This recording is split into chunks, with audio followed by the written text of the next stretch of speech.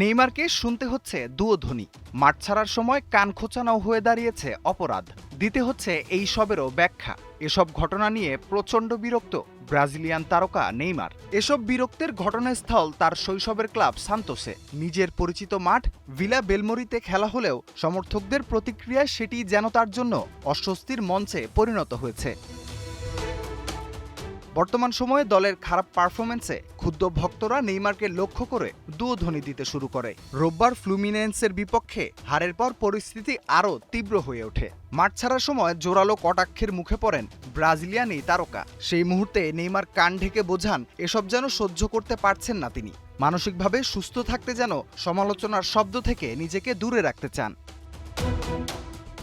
এই দৃশ্য দ্রুত ছড়িয়ে পড়ে সোশ্যাল মিডিয়ায় এবং নতুন করে বিতর্কের জন্ম দেয়। এসব নিয়ে নিজের এক্স হ্যান্ডেলে নেইমার লিখেন, এখন এমন সময় এসেছে আমাকে কানের সেই ইশারার ব্যাখ্যা দিতে হচ্ছে। সত্যি বলতে মানুষ সীমা ছাড়িয়ে যাচ্ছে। এটা খুবই দুঃখজনক। কোনো মানুষই এমন পরিস্থিতি সহ্য করতে পারে না। মাঠের পারফরম্যান্সের চাপ, সমর্থকদের প্রত্যাশা ও ব্যক্তিগত আবেগ সব মিলিয়ে জটিল এক পরিস্থিতি কি নেইমারের হয়ে ইঙ্গিত দিচ্ছে। বিশ্বকাপকে সামনে রেখে এই টানাপোড়েন তার মানসিক অবস্থার ওপর কতটা প্রভাব ফেলবে সেটাও এখন বড় প্রশ্ন।